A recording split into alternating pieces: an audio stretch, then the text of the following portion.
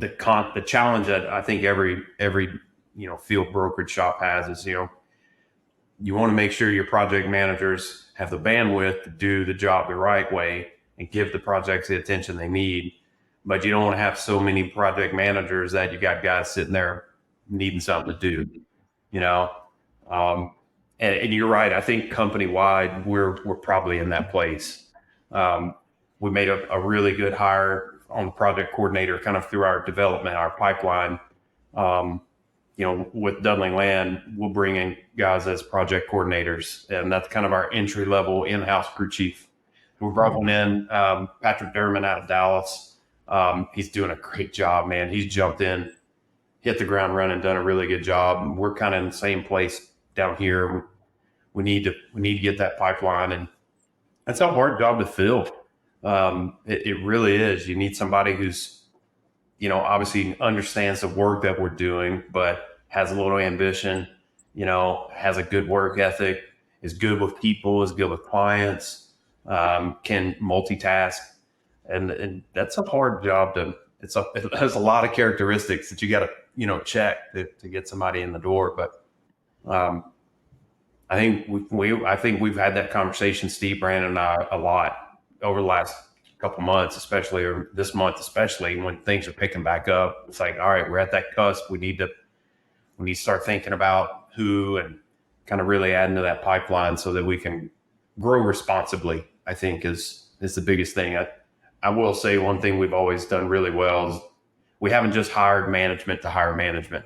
We don't have a bunch of folks that we bring in and into our company to run jobs and then lay them off. I mean, it's a career job when Dudley hired you as a project manager or coordinator. I mean, that's the intention.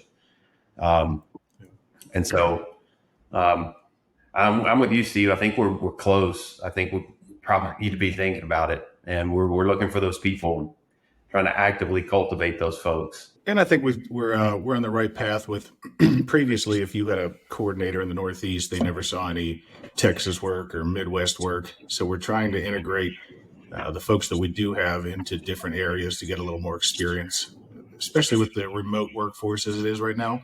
There's no reason a guy from Oklahoma can't help run a project in Pennsylvania or vice versa.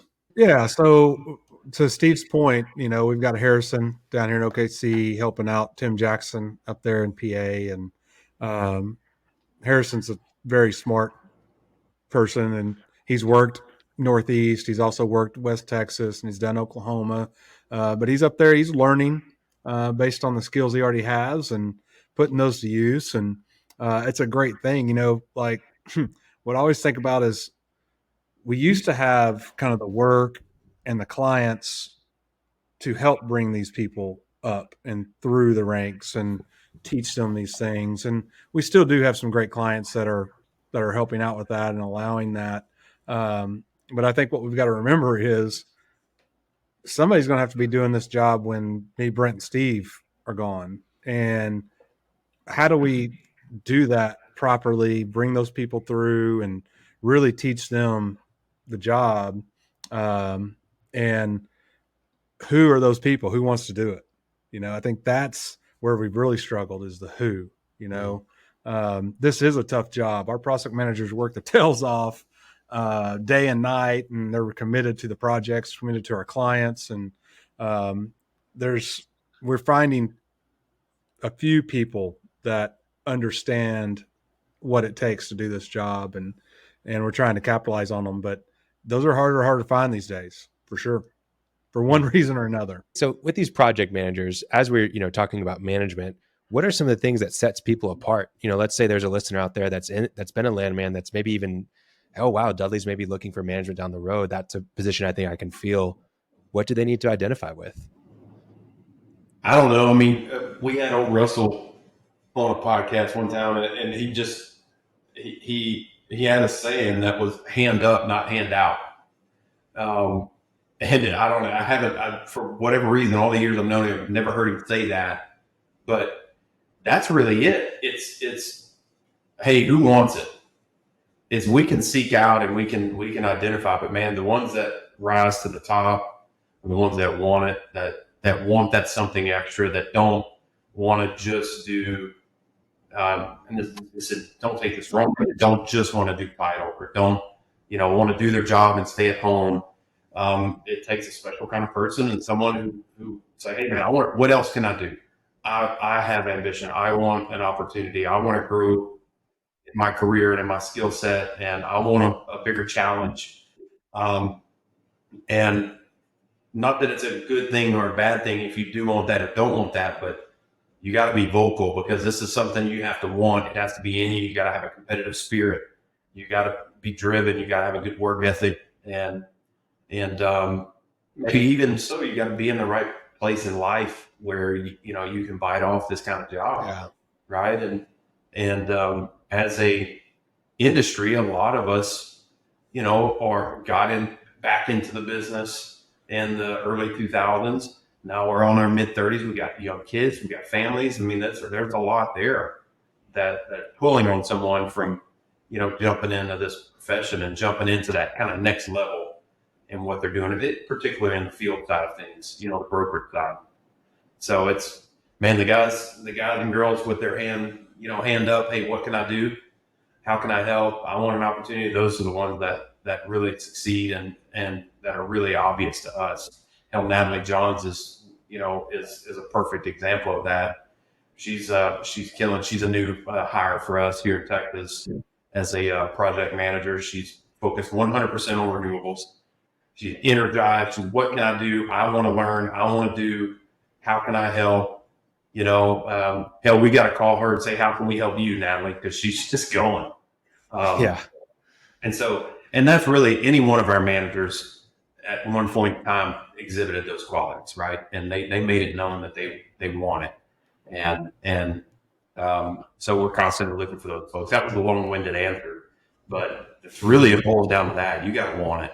Just add that time management. It's what you learn in college, being able to balance work life and still be with your family, but also out there hitting the streets trying to pick up business. And I also always say a good attribute to have is those people have been turned down by the opposite sex several times because you're going to be told no a lot. And you better get used to it. That's why we have such a great looking leadership team at Dudley. That's why we're so good at picking up business. So damn ugly. We get turned down. Yeah. We're zero threat. Yeah. They get used to hearing no. Okay. Well, so I'll point back tomorrow. So you're saying there's a chance. On a serious note, I was going to add about Natalie how well she fit into our culture, though. Yeah. And in finding the right person, it's very tough at first to see if they're going to fit with the rest of the team. And Natalie has really been fantastic in that aspect. For sure. Yeah, she's great to work with. And I think that's something that can be overlooked a lot, is not just the hunger and the drive that they have and the hand up, but also that they get along with people and that they can have conversations about things other than work, that they can fit culturally and not, they have a little bit of humility to them as well. So definitely something to consider. Yeah, for sure.